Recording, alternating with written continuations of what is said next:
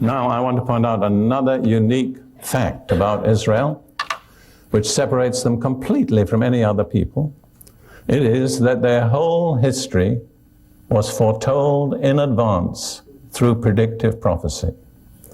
And I'm going to list 16 specific prophecies, all given in advance concerning Israel.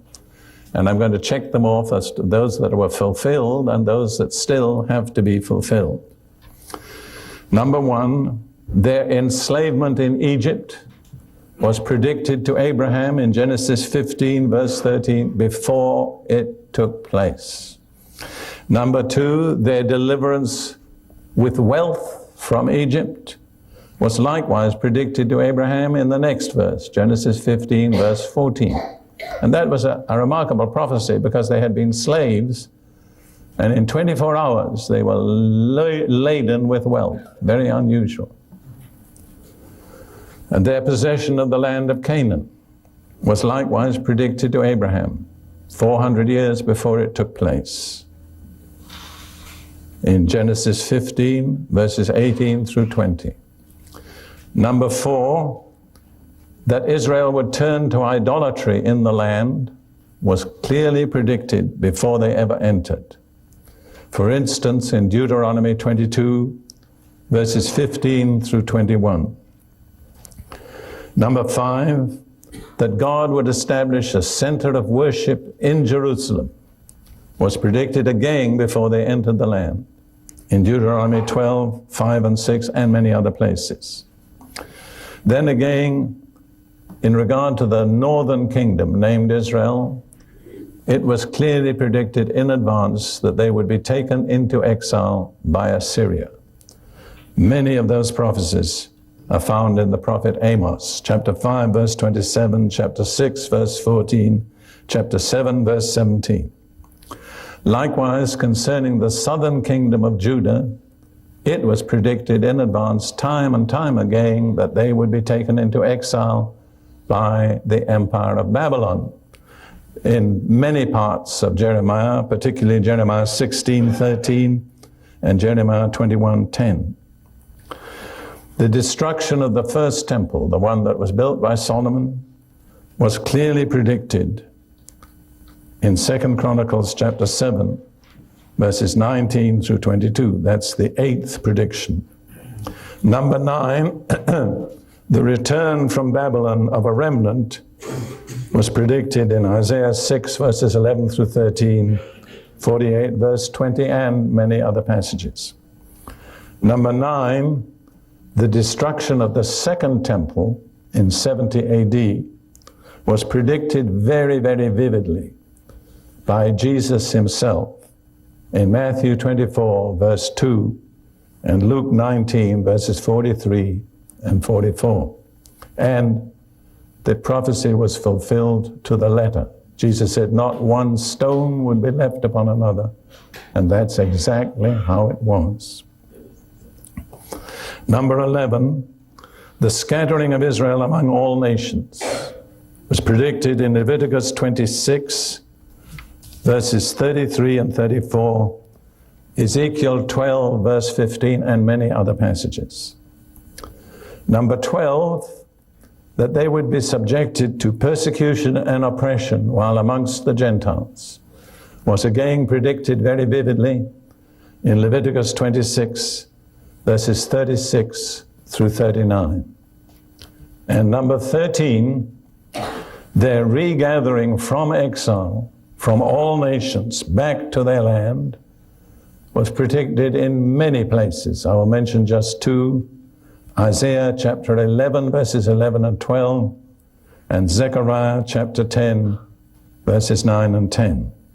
So that's 13 specific predictions of Israel's history were given in advance, and every one of them exactly fulfilled, not metaphorically. There was no spiritualizing of those prophecies. I don't believe in the spiritualizing of any prophecies myself. I believe all prophecies mean what they say and will be fulfilled as they were written. Now, in my understanding of Scripture, and you could adjust this, you could make one or two additions, But I see three main events in the history of Israel still to be fulfilled. Number 14, the gathering of all nations against Jerusalem, predicted in Zechariah 12, verses 2 and 3, Zechariah 14, verses 1 and 2. And in the next two sessions in this conference, God helping me, I will be dealing with glimpses of the future. And I'll be dealing with a whole series of prophetic pictures concerning Israel that have not yet taken place.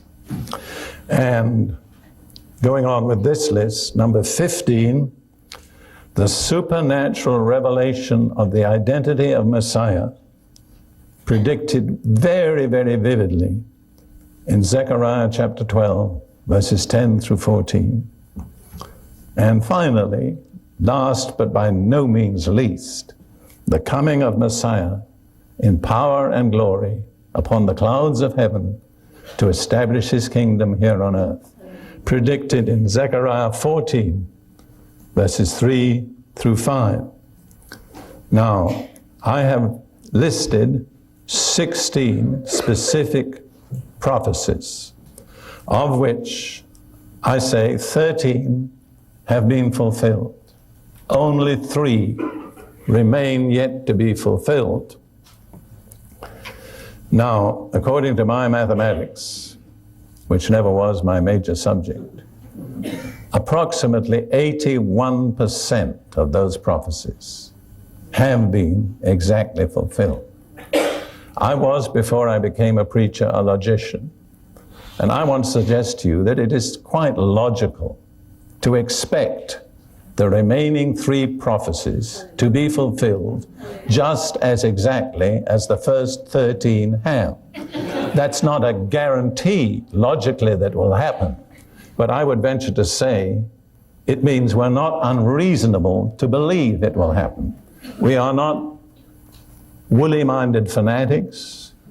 We are not simply dreamers. We have very solid logical and historical grounds for believing in the culmination of Israel's destiny as predicted in the scriptures. I tell people, personally, I don't feel intellectually inferior because I believe the Bible.